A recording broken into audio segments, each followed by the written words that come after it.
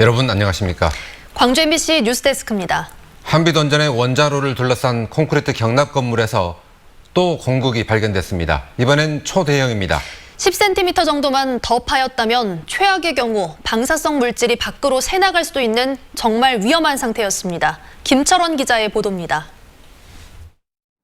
지난 2017년 5월 처음 공극이 발견된 이래 2년 넘게 조사가 이어지고 있는 한빛원전 4호기에서 지금껏 발견된 공극 가운데 가장 큰 것이 발견됐습니다.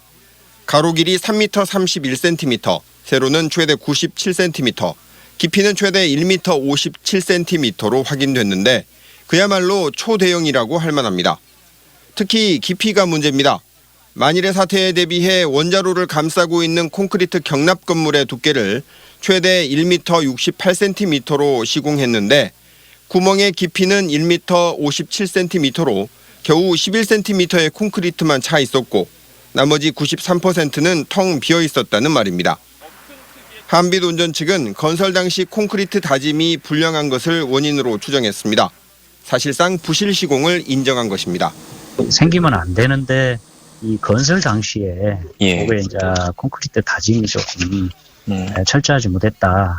한빛원전 4호기가 상업운전을 시작한 것은 지난 1996년. 지역의 환경단체들은 23년 동안이나 이런 부실한 시설을 곁에 두고도 모른 채 살아가야 했느냐며 분노했습니다. 후쿠시마 원전의 수소 폭발이 있었을 때 우리 원자력계 운한위를 비롯해서 정부가 했던 얘기는 다행스럽게도 우리는 경납 건물을 가지고 있어서 그런 사고는 있을 수 없다라고 자랑을 해왔어요. 콘크리트가 이렇게 대형 구멍이 있다 한다면 그것이 경납 건물로서 가치는 없다고 보여지고 한빛원전 측은 발견된 경납 건물 공극에 콘크리트를 채우면 문제가 없다는 입장이고 3호기와 4호기는 실제로 발견되는 대로 콘크리트를 채우고 있다고 밝혔습니다. 9월까지 조사를 마치면 원자력안전위원회 승인을 받아 재가동할 계획이지만 드러난 부실 시공에 따른 주민들의 불안감을 해소할 수 있을지는 미지수입니다. MBC 뉴스 김철원입니다. 정부가 신산업 육성을 위해서 전국 7개 지역을 규제 자유특구로 지정했습니다. 여기에 영광 테마산단을 중심으로 한 전남 3개 시군이 포함됐습니다. 소형 전기차나 전동 킥보드 같은 이모빌리티 분야의 특구인데 관련 신산업 생태계를 만드는 데 속도가 붙을 것으로 보입니다. 보도에 이재원 기자입니다. 넓은 주차장을 다양한 이동수단이 달리고 있습니다. 모두 전기를 동력으로 삼고 있어 이른바 이모빌리티라 불립니다. 하지만 대부분 자동차나 오토바이에 관한 법률을 적용받다 보니 규제투성입니다. 이러다 보니 인증을 담당하는 연구기관조차도 불편한 게 한두 가지가 아닙니다. 승용 자동차 기준에서의 법규들만 있고 장비도 거기에 맞춰져 있는데 고속도로나 일반 승용차 도로를 못 들어가가지고 시험하는데 조금 애로사항이 많았는데 앞으로는 이런 다양한 이 모빌리티를 규제 없이 도로 위에서 마음껏 달릴 수 있는 길이 열리게 됐습니다. 영광 테마 산업단지를 중심으로 목포와 신안 등 3개 시군이 이 모빌리티 규제자유 특구로 선정됐기 때문입니다. 규제자유 특구는 규제 샌드박스를 통해 규제를 해소하면서 신기술 실증과 사파를 통해 혁신 성장을 지방의 성장으로 확산시킬 것입니다. 가장 큰 변화는 규제자유 특구 안에서 원동기 면허가 없어도 전동 킥보드의 주행이 가능하고 자전거 전용 도로도 달릴 수 있다는 점입니다. 또 초소형 전기차는 자동차 전용 도로를 주행할 수 있게 됐고 지금까지는 불법이었던 사륜형 소형 전기차 개발도 가능해졌습니다. 무엇보다 앞으로 2년 동안 연구개발과 인프라 구축 등에 400억 원이 투입돼 10개 과제에 대한 실증 특례가 진행되면서 관련 기업들의 집적화가 이루어질 전망입니다. 규제로 묶여 있었는데 그런 부분들이 해소되면서 여기서 사업성에 대해서 시험할 수 있는 장이 될 것이고 이 기업들이 많이 영광에 몰려와서 좀 적극적 활성화 될 것이다. 택배와 관광, 대중교통 등 다양한 분야로 활용이 가능한 이 모빌리티.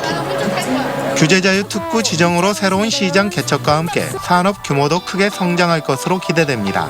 MBC 뉴스 이재원입니다. 광주시도 특구 지정을 신청했지만 이번엔 탈락했습니다. 신청 분야는 자율주행차, 특히 청소차 등 특수 차량의 실증 실험 분야였습니다. 광주시는 사업계획을 보완해서 올 연말로 예정된 2차 선정에 다시 도전하기로 했습니다. 이기상 기자입니다. 45인승 대형 버스가 도로 상황을 스스로 판단하며 주행하고 있습니다. 자동으로 운전대를 돌려 좌회전하고 앞 차량이 멈추면 일정한 간격을 유지한 채 멈춰섭니다. 운전자가 특별한 조작을 하지 않더라도 차량이 사고 없이 자율주행하는 시대가 성큼 다가온 것입니다. 현재 레벨 4까지 나와 있고요. 레벨 4라 하면 자동차가 주로 운전을 하고 운전자가 개입을 최소화하는 그런 단계를 뜻합니다. 광주시는 이 같은 산업 생태계 변화에 맞춰서 광주를 자율주행 차량 규제 자유특구로 지정해달라고 정부에 거듭 요청했습니다. 특히 청소차와 고소작업차 등 특수 목적의 차량들이 도로에서 실증 테스트를 할 수 있도록 법적 규제를 완화해달라는 것입니다. 규제 자유특구 지정을 통해서 자율주행 특수 목적 차량들이 광주에서 성능 시험을 할 수 있게 되면 관련 산업 육성도 탄력을 받을 것으로 보입니다. 광주 지역 60여 개 기업이 특수 목적 차량 생산에 참여하고 있기 때문입니다. 특수 목적차로는 광주가 어떤 집저가 단지가 새로 생길 수도 있는 부분이고 산업에도 그렇다면 산업에도 큰 영향을 줄 거라고 생각이 됩니다. 광주형 일자리 완성차 공장과 친환경 부품 인증센터가 들어설 예정인 가운데 특수 목적 차량 생산 기반도 광주에 함께 조성될 수 있을지 주목됩니다. MBC 뉴스 이계상입니다.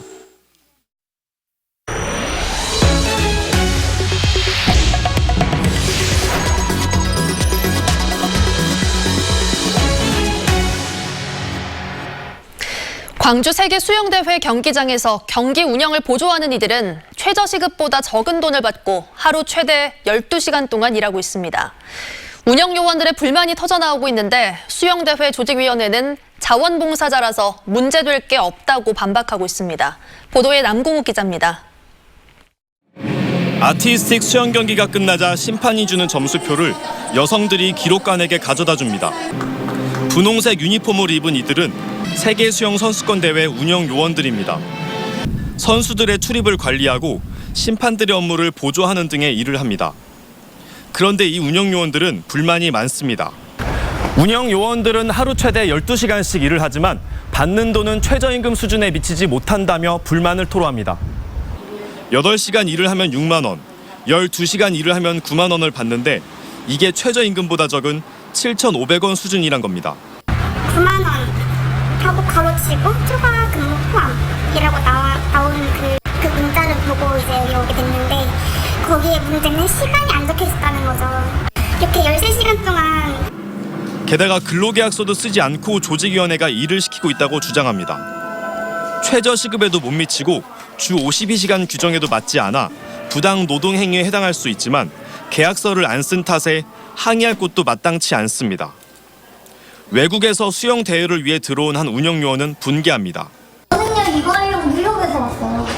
비행기 값이 150만 원 나오는데 150만 원을 안 채워가면 저는 어떻게 해요? 이에 대해 대회 조직위원회는 이들에게 주는 돈이 최저시급에 못 미치고 근로계약서도 쓰지 않은 것은 사실이지만 운영 요원들은 근로자가 아니라 자원봉사자인 탓에 노동법 적용 대상이 아니라고 반박했습니다. 그러면 모집 당시 이들에게 자원봉사자라는 사실을 사전에 알렸냐는 취재진의 질문에는 뚜렷한 답을 하지 못했습니다. 저희들이 모집하는 과정에 방침이 이렇게 돼 있고 어떤 대한수행연맹이나 이런 과정에서 개별적으로 전달까지는 약간 부족한 부분도 있었을지 모르겠습니다. 광주수영선수권대회에 투입된 경기 운영요원은 370여 명. 조직위는 법률 검토까지 거쳐서 문제 없다는 입장이지만 운영 요원들의 불만은 계속 터져나오고 있습니다. MBC 뉴스 남궁욱입니다.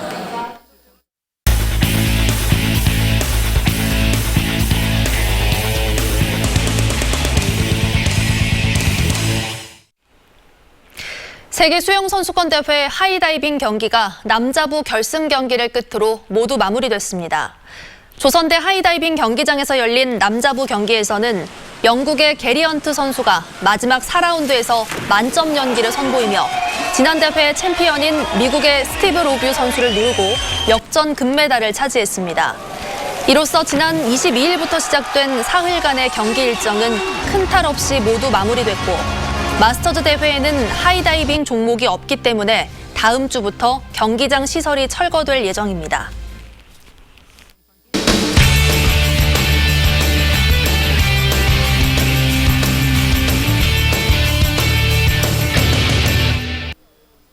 놓치면 아쉬울 2019 광주 세계수영선수권대회 소식들과 경기 일정을 알려드리는 데스크 수리 영역 시간입니다. 다양한 이야기를 쏟아내고 있는 수영대회 현장, 오늘은 어떤 일이 있었을까요? 23일 남자 자유형 200m 결승에서 행운의 금메달을 목에 건 순양.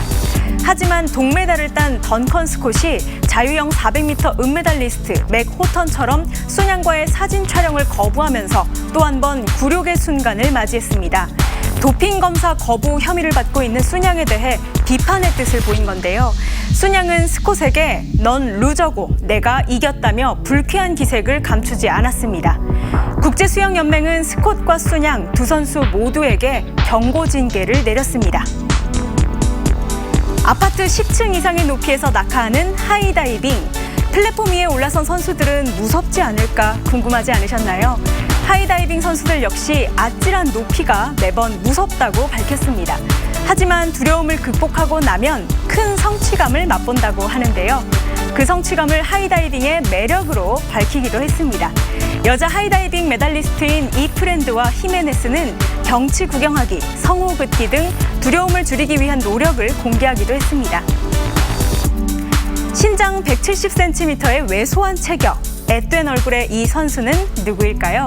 우리나라 남자 경영 대표팀의 유일한 중학생 선수 김민섭 군입니다. 김민섭은 1분 57초대의 기록을 목표로 저병 200m 예선에 참여했지만 2분 95를 기록하며 가장 늦게 결승선을 통과했는데요. 김민섭의 첫 국제대회 도전 성적은 47명 중 32위. 아쉬움 가득한 첫 도전이었지만 이번 경기를 발판 삼아 더욱 발전하겠다고 당찬 포부를 밝혔습니다. 이어서 눈여겨보면 좋을 경기 소식입니다. 잠시 후 밤 9시 10분부터 남부대 시립국제수영장에서는 여자 저병 200m 준결승전이 열립니다. 예선 10위였던 호주 선수가 기권하면서 우리나라 박수진 선수가 준결승에 참여하게 됐는데요. 행운이 좋은 소식으로 이어지길 바라봅니다. 내일 밤 9시 5분 남부대 시립국제수영장에서는 남자 개인 혼영 200m가 열립니다. 그동안 미국의 독주가 가장 길게 이어지고 있는 종목이기도 한데요. 광주에서는 미국 체이스 칼리지가 2연패를 노립니다. 지금까지 데스크 수리 영역이었습니다. 심상정 정의당 대표가 광주를 찾아 내년 총선에서 모든 지역구에 후보를 내겠다며 광주 시민의 지지를 호소했습니다. 내년 광주의 전 지역구에 후보를 출마시키겠습니다. 또 광주에서 반드시 지역구 당선자를 만들겠습니다.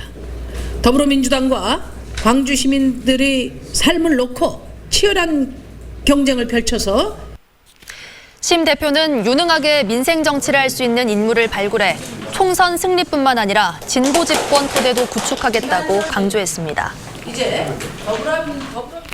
전라남도 교육청이 일본 공무 출장과 현장 체험 학습을 자제하라고 산하기관과 각급 학교에 권고했습니다.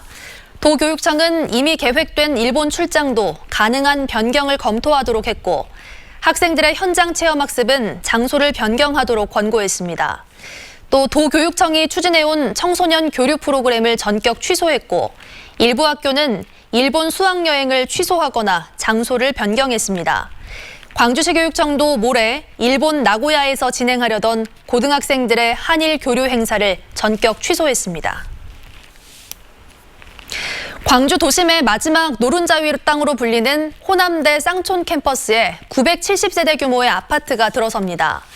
광주시는 호남대 학교법인 성인학원과 2년에 걸쳐 벌인 도시계획 변경 사전 협상 결과 성인학원으로부터 242억 원을 공공기여로 제공받고 쌍촌 캠퍼스에 주택을 건설할 수 있도록 도시계획을 변경해 주기로 했습니다. 성인학원 측은 쌍촌 캠퍼스 부지에 970세대 규모의 공동주택을 건립하기로 했습니다.